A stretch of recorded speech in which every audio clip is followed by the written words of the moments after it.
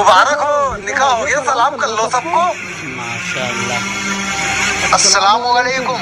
वालेकुम अस्सलाम। मुबारक हो भाई, मुबारक हो भाई, निकाह आपको मुबारक हो भाई। मौलाना साहब नजराना कितना देना है? 5786। बहुत हो गए मौलाना साहब। 1786 ले लीजिए।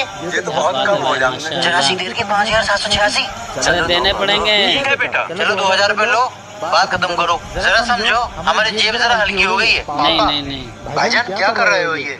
गलत बात मेरी है। शादी में टेंट 10,000 का लग रहा था, आपने 18,000 का लगवाया। खुशी खुशी उनको पैसे दिए। लड़का खाने वालों समझदार ने है। 3 लाख रुपए मांगे, आपने उनको भी पूरा खुशी समझदार खुशी है। पैसे दिए।